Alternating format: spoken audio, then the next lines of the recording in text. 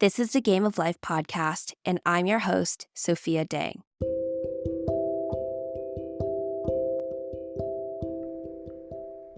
My guest this week is Professor Christopher Bartel. Chris is a professor of philosophy at Appalachian State University, and his main research interests are in aesthetics and ethics. He's the author of the book Video Games, Violence, and the Ethics of Fantasy Killing Time, and the author of the upcoming book Aesthetics in Video Games. We explore ethics in violent games and game design choices across a wide range of games like Red Dead Redemption. Thanks to T. Nguyen, philosophy professor and author of the book Games Agency as Art, for telling me to talk to Chris. Please enjoy my conversation with Chris Bartel. Welcome to the show, Chris. Thank you for having me. How does one go from studying sound engineering at Berklee College of Music to becoming a philosophy professor? Good question. It was a weird transition. When I was an undergraduate, I was a music major. I was actually a punk musician. I really enjoyed recording and working as a musician, but it was a life that I could tell right away was going to be a hard life, and it wasn't going to pay the bills very easily. I mean, surprisingly, there's not a lot of money in punk music. I ended up getting sucked into philosophy because of this one conversation that I had with my mother. So Berklee College of Music is really known for their work on jazz. Everybody who goes there has to study a whole bunch of jazz. One of the classic albums is Miles Davis's Kind of Blue. I had an assignment where I had to pick apart this one trumpet solo. And so I'm listening to this thing, and my mother's listening in. At some point, she says, "I love the sound of the trumpet here." And it was really funny that she said that because there was no trumpet playing. It was actually a saxophone. And I said to her, "Oh, there is no trumpet. This is a saxophone." And she was surprised. She said, "That's a saxophone?" I said, "Yeah, there's two saxophone players and a trumpet player in this band." And she said, "Wait, there's three horn players?" Like, she didn't hear it. She thought all of the horns was one person and it was one trumpet. I explained to her, no, there's actually 6 musicians on the album. There's one trumpet and 2 saxophones. And then there's bass, piano, and drums. And she was blown away. I sang the different parts for her so that she could distinguish the sound of the trumpet from the saxophones. And suddenly she said, "Oh my God, now I can hear it." And that really, that kind of stuck with me. How is it that our experience changes? All I did was I told her what to listen for, and she said that the way that it sounded changed to her. And that just really stunned me. And I kept thinking about that, and I realized that I was never going to figure out how that worked by playing more music. I had to study something else. And what I was interested in was the perception of sound. So I ended up getting into philosophy and getting sucked into stuff on perception and music. And then I just transitioned out of the music industry. Here I am. It's that broader point about when you awaken or see something in a more clarifying way, you see reality differently. Yeah, and it's like sometimes the difference is just, it's not that the world changes, it's that my mind changes and somehow it appears differently to me. I was really interested when I was a grad student on trying to figure out whether musicians actually hear music differently from non-trained listeners. Does my music training mean that sound actually sounds different to me than it does to other people? So that's what I got really passionate about.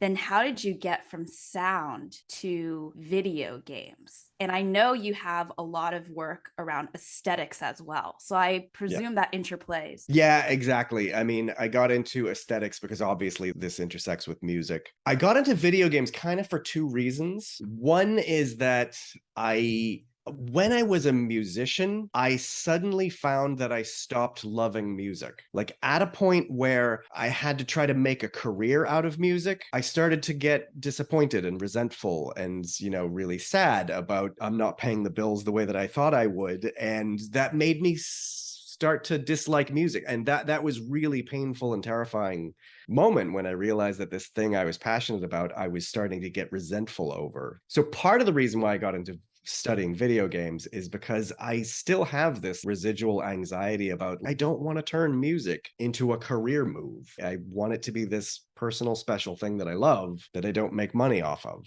The other reason is because I've been playing video games for so long that I feel like I should make something of this life experience. Otherwise, it's, it's hard to justify the amount of time that I've played.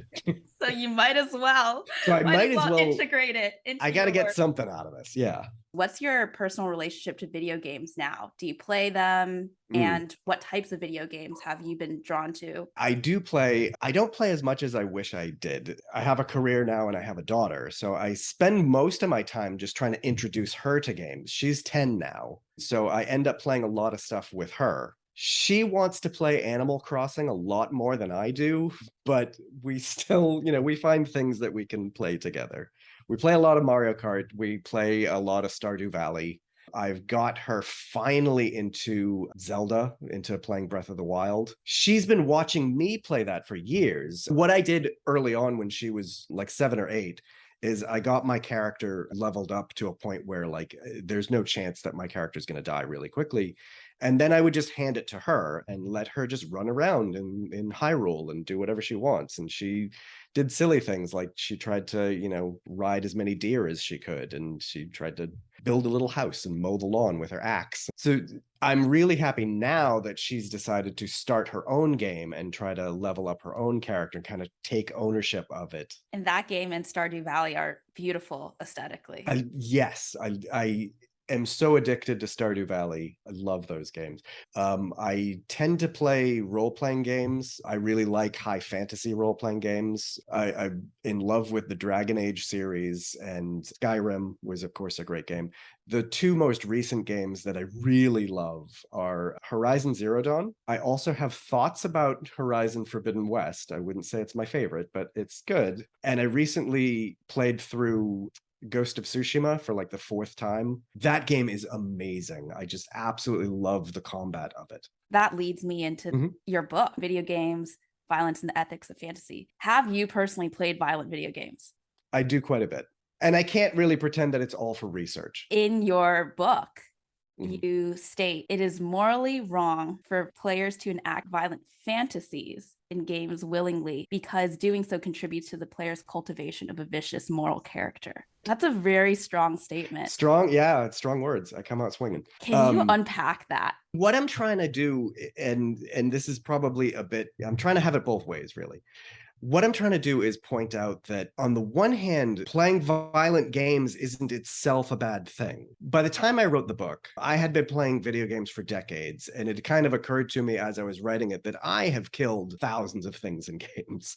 It's been, virtual genocide for decades. And it does make me wonder, why did I do that? If you met a person for the first time and the first thing that they told you is that I spend much of my days just thinking about killing things, I bet you'd be freaked out, right? I bet you'd be like, well, that's a weirdo, right? Yeah, that's meant for a Netflix documentary series. Exactly, right. So if, you met somebody for the first time and you find out that they spend much of their time fantasizing about killing things in games, why does that make it better? Somehow we've decided that it's better because it's just a game. And I'm really fascinated by that. What is it about the being just a game that makes it okay? On the one hand, I want to distinguish between there's innocent reasons to do bad things in games, to kill things in games. There are lots of innocent reasons why. Like, I'm interested in the competition, right? And it's a competitive game, so that's why I do really violent things in the games. Or I'm interested in having a really rich, complex aesthetic experience, and so I kill things in games because I want to experience, the dark side of things. I want to experience the full range of human emotions, not just Stardew Valley. Or, one of the more common reasons why people do vicious things in games is because they want to gross out their friends. And maybe that's a childish reason, but that's an innocent one. And I want to distinguish that from there are other reasons why we kill in games or we do vicious things in games that are not so innocent. One example that I could point out is Red Dead Redemption Online. When you're playing Red Dead Redemption Online, there's a city that you can go to where there is a woman who is a suffragette. The game is set in the 1880s, 1890s, I forget exactly when. So she's campaigning for a women's right to vote, and you can beat her up. And lots of players have taken to beating the hell out of her and posting their exploits on YouTube. And you can hear the players, as they're beating her up, yelling things like, "Die, you feminist bitch." And I don't think what's happening there is an innocent one. This isn't like I'm playing a mission in the game and I'm playing in Red Dead Redemption. You're playing as a criminal, so of course you're going to do violent things. This is a really different motivation. What is it that's motivating players to beat the hell out of the suffragette and post it online is a totally different thing from I'm just competing in the game. For that example, is part of the reason that's more morally wrong because they could choose not to partake in that. Is part of it that they could choose to do otherwise? Well, in that case, they could choose to do otherwise. If you think about, there are a whole bunch of things in video games that we're coerced into doing. And I do it because the game makes me do it. And if I want to finish the game, if I want to keep playing, then I have to go through this mission. Of course, players always have the option to turn the game off, but I find it really interesting that many players don't turn the game off. Sometimes when a game pushes me into doing something that I'm uncomfortable with, there's a whole bunch of complex reasons why I either turn the game off or I keep playing. So my basic point is I don't always have the freedom to do otherwise in a game. Sometimes I have to do what the game wants me to do. So choice isn't really, to me, all that interesting. It's not that the suffragette problem is a problem because it was a choice. I think it's a problem because it's a form of violence that the player seems to really delight in. They really mean what they're doing. Think about the difference between if you're doing something in a game that the game forces you to do, and I go through it, and this isn't really what I want to do, but I'm going through it anyways because I'm enjoying the game. A typical reason why, if a game puts me into a situation that I'm uncomfortable with, and I go through with it, is because I kind of trust the game designer. I kind of trust the game designer that surely they're making me do this uncomfortable thing because there's going to be some big payoff in a minute, and the story is going to make sense of this for me. So think of Grand Theft Auto 5. There's a torture scene where you have to torture a character to get information out of them. While that made me uncomfortable, I went through with it because I trust that like there's going to be a story payoff. I think that would be really different from, now imagine a person who really delights in the torture. They enjoy it so much that they stop the game and restart and keep playing that scene. I think that's a different player entirely. I think that's a different motivation for playing the game entirely. This isn't really about having a rich, complex aesthetic experience. It's not really about the story. This is about something much darker. It's about enjoying torturing something and seeing it suffer, even though it's a virtual thing. You speak to something about motivation. I wonder if there's a fine line though, because what if you go into the torture scene or you go into the suffragette scene, maybe you don't quite understand what's happening and you end up, I'm not saying you end up thinking that was awesome, but it was kind of enjoyable. Like it wasn't non-neutral. And that's really interesting. That doesn't make you necessarily, maybe you weren't motivated in there. You're just still part of this player in a game. It feels like there's a fine line. It's a slippery slope. I think there is a fine line. Let me tell you about a violent thing that I did in the game. So Red Dead Redemption 1, I have a friend, he's another philosophy professor in the university where I work, and he and I were playing Red Dead Redemption at about the same time. And one day he comes into the office and he says, "Did you know that you can tie up villagers and leave them on train tracks and just watch trains run them over?" I had no idea. So of course I ran home and immediately tried that. Totally. So, yeah, of course. It's kind of like fascinating. Here's an innocent reason why you would do a bad thing in a game, because it's fascinating. I'm experimenting with the mechanics in the world of the game. And would the game really go that far and let me watch people get run over by trains? It turns out that in that game, you can. It also turns out that you get a trophy for it. Here's another innocent motivation. If you're a completionist, when you play a game, you want to completely get every trophy that the game possibly offers, then one of the things you have to do is tie people to train tracks. But you only have to do it once. You don't have to do it twice. If I came on your podcast and you asked me, "So how did you spend last weekend?" And I told you, "Oh, I spent the whole weekend playing Red Dead Redemption. The only thing I did for 2 solid days was tie people to train tracks and watch trains run them over." That's weird. What is that about? Why would you do that? That is a little bit weird. Well, that's not a little bit. It's definitely weird. Have you seen research where there are human beings doing morally questionable behavior, like repeatedly going into video games for certain violent acts? So I can cherry pick some examples. What I would love to know is I would love to see some empirical data on how common is this. When I wrote the book, I thought that it was fairly uncommon. But even though it's uncommon, it's still a bad thing. If you think about murder is actually uncommon. The number of murderers there are in the world is not that big. It's a small percentage of people in the world who are murderers, but they're still bad, right? The fact that it's uncommon doesn't mean we shouldn't punish it or we shouldn't be worried about it. I wondered, like, how common is it? One example that I use in the book is the example of Anders Breivik. He's a Norwegian mass shooter. He murdered 78 people in Norway. This is like over a decade ago now. During his trial, he actually, under oath, testified that to psych himself up to carry out his mass killing, he actually played Call of Duty Modern Warfare 2. In the game, the very first mission in the game, you have to join a terrorist cell and massacre a whole bunch of civilians in an airport. And he said that he played that scene on repeat. He would just play through that scene and then stop the game and start over. And he just kept playing that over and over again to psych himself up for his own real-world attack. Now, that's an extreme case, and that's a cherry-picked case. But how common is it? I don't know. When I wrote the book, I thought it was uncommon. But then after I wrote the book, I was reading articles about Red Dead Redemption 2 and people beating up the suffragette, and it occurred to me, this is actually more common than I thought. That's not an innocent case of violence. That's a really vicious case where somebody is acting out their real-world beliefs. And this, I think, is the key thing, is that when you're using a game as a tool to act out your real-world beliefs, that's where it crosses the line into becoming a problem. Most of your listeners are probably totally awesome people, right? They're probably totally reasonable, fine people who are not doing vicious, terrible. They're not bad people. When they play Grand Theft Auto, when they play Red Dead Redemption, when they play Call of Duty, they're probably doing it in a thoughtful, aesthetically rich, interesting way. And that's fine. There's nothing wrong with that. For the Anders Breiviks of the world, or the misogynists who want to beat up suffragettes of the world, they've crossed a line. And I'm curious, how common is it? I don't really know. Another thing I was going to ask you is perhaps someone reading your book who's trying to defend partaking in violent fantasies and having some motivation to carry that out is, why does it matter if these people are not violent in the real world? They're playing in this digital world, this digital fantasy, and they're not killing people in real life. The suffragette example, I think, is a little bit hazy because my guess is they're probably pretty misogynistic in real life. Right? Yeah, it's hard to say that there's no real world. That's a little bit like, because violence is, as you mentioned, extreme. Most people are not going to go kill someone. So what about that consequentialism retort? I totally understand that. And that's why I think the video games case is so fascinating, is because on the one hand, I am doing nothing more than rearranging pixels on a screen. That's totally true. But in one sense, if you can abstract away as much as you possibly can,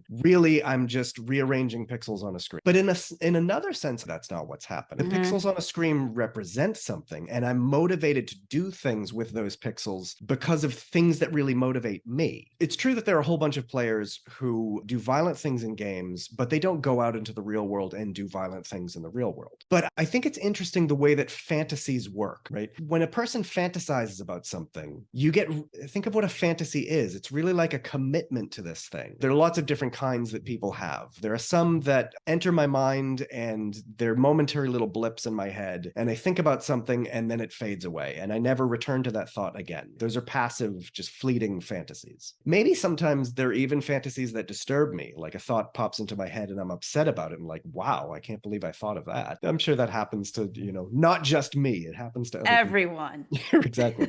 But on the other hand, there are active fantasies. There are thoughts that we come back to over and over again, like ideas that we develop over years. And those are kind of like the fantasies that are part of our personality. They make up part of what I value and how I see the world and what I think is worthwhile. Even though I might not go out into the world and actually act on those fantasies, they do kind of color what I want, what I desire, what I value. Even though I don't act on these things, they influence what I want the world to be. And maybe I become disappointed that the world isn't the way that I think it should be. Just to up the ante a bit on the whole conversation. So we're talking about violence in games. And that's a really common thing that players do. What if we were talking about something else? What if we were talking about sex in games? Then would we be so confident that anything I do in the game is just fiction, that it doesn't really matter, that I don't really mean it? So I can play Red Dead Redemption, I can watch people get run over by train tracks, and I can back up and say, obviously, I'm not into this. But if there were, hardcore porn video games, could I really say, well, I'm not into this? That seems unlikely to me. Yeah, that's much blurrier. I think it is. Yeah, blurrier is a good way to put it. I don't want to say that there's some absolute here, that anything you do in a porn video game is really commitment, that really is part of your personality. Maybe, then again, maybe not. There are games where,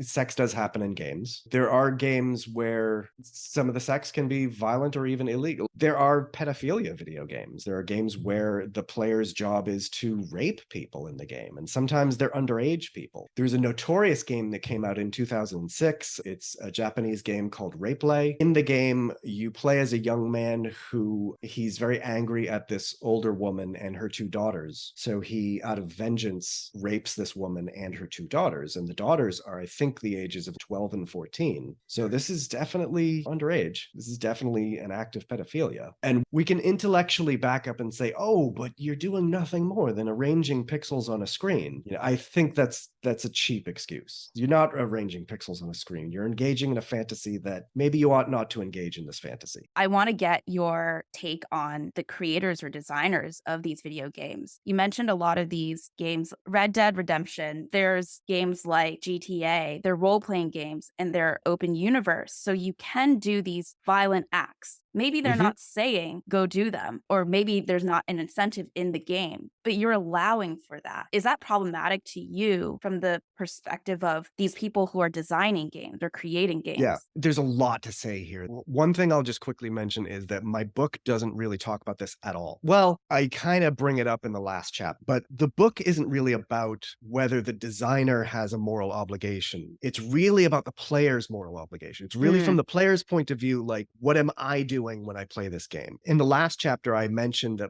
and designers should think about this too, because the interesting thing that comes up for designers is that you're giving players opportunities to do something.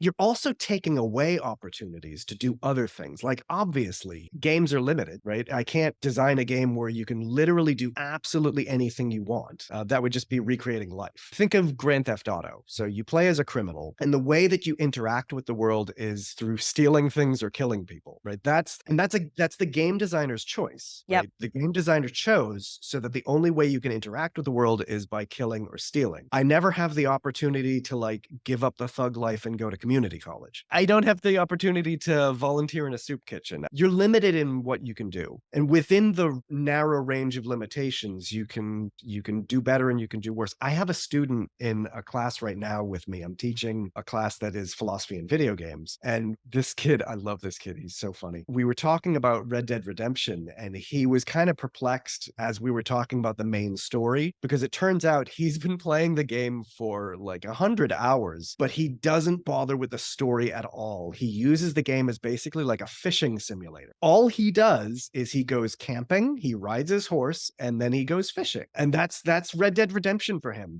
He doesn't do anything else. He doesn't even know what the main story is. There's this whole universe about what is the purpose of art, because art is an expression, or it allows us to see certain things. And it's like the human project of exploring different ideas, enabling us to think from a different perspective.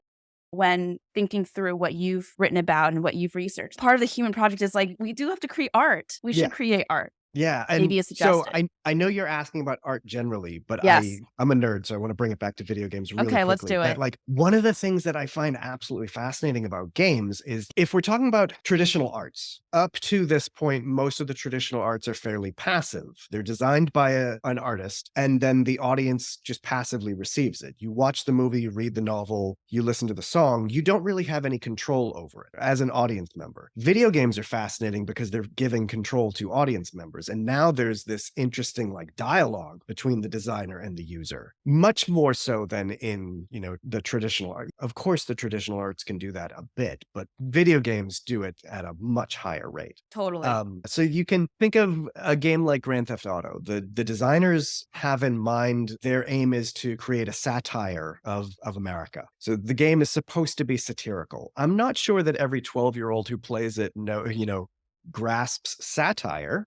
Right. But the game is supposed to be satirical. And that's the designer's input. That's what they're trying to express to the player. But the player gets to take that and do what they want with it. In the suffragette case, right, the designers created the character of the suffragette and made her killable. That is a choice. You don't have to do that. There are lots of NPCs in games that are not killable. Like most children in a game, you can't kill. In lots of games, like in Horizon Zero Dawn, you can't kill villagers. In Zelda Breath of the Wild, you can't kill things that are not monsters. But when you walk into a village, no matter how much you swing your sword at people, they just look at you like you're being rude, which I kind of love that. That's a choice to make things killable or not killable. So the game designers of Red Dead Redemption Online decided that the suffragette could be killable, and players found that, and they expressed what they wanted with it. So it's an interesting dialogue. I mean, part of this is you can ask about, like, are there moral responsibilities on either side, the game designer's side or the player's side, in that conversation? You have an upcoming book slated for 2024. I hope, yes. Hopefully. It's called Aesthetics and Video Games. Are you able to share a little bit about it and what's motivating this book? Yeah, sure. I'll give you one like central idea that I'm really in love with. And I don't know if this is a great idea, but I love this idea. It's supposed to be a general theory of why we find games aesthetically engaging. Like, what is it we find aesthetically worthwhile in games? And the basic point is that there isn't one answer to that question. There are lots of different answers. Like, we find lots of different things aesthetically engaging in games. And it kind of depends on what kind of game you're playing and what you're trying to do with the game. Really broadly, for all video games, there's basically three things that players do. And I think that there are different sources of aesthetic enjoyment for each of these three things. One thing that we do is we seek goals. We try to win. We try to score the highest points. We try to explore the map. We try to do better than our friends, right? You try to win. And there's an aesthetics to goal seeking. There's an aesthetics to striving and trying to win and so on. The second thing that we do with games is we engage with a narrative. The game designer is telling us a story, and I engage with the story in a very simple way that I engage with most narratives, like the way that I watch a movie. I enjoy the foreshadowing. I enjoy the character development. I enjoy the basic story of what's being told to me. The third thing that we do, and this is the thing that I'm most excited about, is that we play with dolls, right? To a degree, a video game is a digital dollhouse. And what I do is I do things like I play dress up. Think of when you're playing with dolls. You do things like you play dress up, and you put your dolls into little relationships, and you project into the game, or you project into the world a story of your own making. In that case, it's not a narrative that the game designer is telling you. It's something else. It's like the student that I was just telling you about who plays Red Dead Redemption 2 as a camping simulator. For him, the game is really a dollhouse, and what he's decided to do is he's taking his doll and he's dressing it up as a cowboy that goes camping, and he's living out this little internal fantasy of camping and fishing. I think that's actually way more common than people are willing to realize, or people often realize, that we treat games as dolls. Every single time I customize my avatar, what am I doing? I'm just playing dress up. I don't mean to suggest that games are dolls in a negative way. I don't mean to suggest that they're childish or they're worthless or, it's nothing more than a doll. What I want to suggest is actually there's a whole bunch of joy and pleasure that people obviously get from playing with dolls. So we should lean into that. We should unashamedly happily play with dolls and play dress up with our dolls in games and not worry about it. It's a source of joy. I want your quick fire takes, just immediate thoughts about a few different concepts. The first is the metaverse. A lot of these video games are probably going to be way more realistic with better technology. So VR being one of them. There's VR porn right now. Oh, yeah. So my quick take is the point that I'm making in the ethics book about how the things that we do in a game really reflect our fantasies is going to be amplified tenfold when we get into VR, because there's something so much more visceral and personal about it. I keep thinking about cases where women who go into VR worlds talk about how long they're in the world before they're sexually assaulted. And I think that's part of it, right? We like to think that there's this strict division between fantasy and reality, and yet the line is blurred so often. And if the line gets blurred so often, I think that's partly because we're projecting our real world desires into these, metaverses. I think it will just amplify it quite a bit. We talked about role playing meta in certain games where actually that may not be the intention, taking on certain violent actions or doing certain actions. But there's a lot of companies like Roblox, Minecraft that are very much open world and rely on user generated content. These games often have much younger players age wise. What do you think about that? First, Minecraft is a dollhouse, obviously. Like, I know that you can win it. I know that you can beat the Ender Dragon, but that's not what most people want to do with the game. Most people want it to be a toy where I can, it's advanced Lego, I guess. Roblox, I haven't looked into Roblox very much. I don't allow my daughter to play it because I really just don't trust the other designers on it. And I think that's the thing that I get most interested in, is the way that companies want to create this thing, but they also don't want to own responsibility for what happens on the thing. And I don't know that you can have it both ways, right? So you want to create this thing, but you want other people not just to work for you for free by creating content, but also you want to divorce yourself from any responsibility of what happens. At some point, somebody owns this thing. And the last thing I want to get your take on is identity. And you mentioned avatars. They're getting more and more realistic. So it's less about, oh, here's the set of cartoon characters and they look so friendly and all you have to do is choose the hat. But sometimes these avatars look like you. You're infusing a lot more basically into yourself. So there's this interesting question about how much do people identify with their avatars? Is it just a fiction, or is it actually like a representation of you in the world where what you do in the world still really reflects you? I find it interesting that really sophisticated players who play a lot of video games can make that switch easily. Like, you can distinguish quite clearly between this is an avatar that means something to me and this other avatar really doesn't. And I can change these things like I change clothes. Less sophisticated players don't do that. I'm always fascinated to watch my daughter. She's 10 years old. When she designs an avatar, they are always representations of her she's trying to recreate herself in the game world. It's only after she plays the game for a few hours that she decides, I want to change my hair, or I want to change my skin color, or whatever.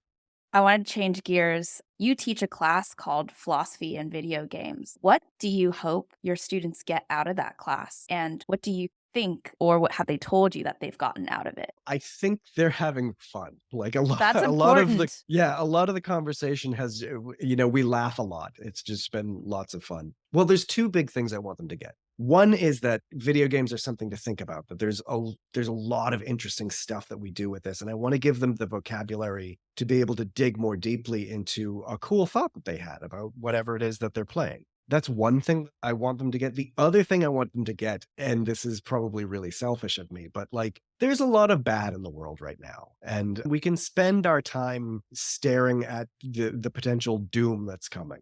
We can spend our time getting really upset at how bad the world is and feeling frustrated that things are not going well. There are lots of college classes that do that. I think of them as doom staring classes that really fixate on the darkness and what's wrong with the world, and we can get really anxious and upset about it. And I see this in my students. The level of just existential anxiety that a lot of them have is bonkers. And part of what I want my students to get out of my class is the fact that you can still appreciate your life. You still can enjoy things, and enjoying things is okay. My class isn't about staring at the potential doom. My class is about joy, and joy is a perfectly reasonable thing to want in life. In fact, probably one of the most important things. I think so. For you, how has engaging with first thinking about games more in the philosophical context, but also engaging with now being philosophy professor change your life? The first part of your question is probably the easiest, right? That it's thinking about video games has changed the way that I play video games a lot. It changes the way that I think about what I do in games. It has made me be a little bit more thoughtful about why am I doing this particular thing? Why does it matter to me? And is this really the kind of person that I want to be? The second part of your question is a lot harder. Being a philosophy professor is weird. Like, on the one hand, it's like a natural extension of my general nerdiness anyways, and I'm so grateful that somebody wants to pay me to be a nerd. I think the thing that worries me the most about being a philosophy professor is that when I get up in front of a class and I've got a room full of people that are listening to what I'm saying, there's always a potential that I could develop a kind of arrogance that what I'm saying is so bloody important that clearly people need to hear it. And I always want to try to retain the humility that I am really a nerd and that I got into philosophy because I enjoy conversations. That's in a very shallow, superficial way. I often think of myself as what I'm doing for my students is I'm making them really good at having a good conversation with me. That's incredibly shallow and superficial, but joy is a fine thing, and conversations can be a source of joy. So, yeah, being a philosophy professor is weird. I can imagine, as someone who studied philosophy in undergrad, Mhm. the philosophy professors are all that I've encountered highly intelligent, Yeah, intense, they like to talk. like talking, and maybe thinking too much sometimes. You were like professional overthinkers. Like, Yeah. I love having these conversations and having these thoughts, but with humility, I always want to remind myself that I like to listen to. I love to hear what other people have to say and to try to incorporate that and to make progress by the back and forth of a conversation. That's what I care about most. I have two final questions I ask everyone on the podcast. The first is if you have any recommendations for anything games related, papers, games, books, art, whatever. A really great book is T. Nguyen's Games, Art as Agency. It's been really blowing up right now, and it's changed a lot of how a lot of people think about games. It forms like a really key basis of the way that I think about the aesthetics of games now. That's fantastic. What was one of the insights that you thought was particularly cool from that book? One of the cool things I love about that book is the way that he talks about that the value of playing a game isn't really just about the value of winning. It's about the value of striving. It's about the value of trying to do something. And he gives this great example of like how many times in games we choose not to win. Like we hold back. When I'm playing Mario Kart with my 10-year-old daughter, I don't play as hard as I possibly can. I'm not trying to crush her. I'm trying to extend the experience and make it even more enjoyable. I add extra rules, like I'm not allowed to use red shells against my daughter. And the reason why I add these extra rules is because it makes the game a little bit harder for me, but it also just extends the joy of the experience of like just striving to win. I think that's a valuable thought. I think that's great. Very valuable. Any other recommendations? Other recommendations, there's a Danish game philosopher. His name is Jesper Juhl. He's written quite a few books on games. His book, Half Real, is foundational now for thinking about philosophy of games. Another book of his, The Art of Failure, is really interesting. It's about why we enjoy playing games when we know that we're going to fail. Like we fail so much in games, and failure isn't always a source of anxiety and pain. It's sometimes like tantalizing. It's sometimes part of the joy and the interest in playing a game. Last question. So the main motivation for this podcast is thinking about games as vehicles for understanding life. And there's a metaphor of life is a game. If you zoom out, what's your reflection on that metaphor?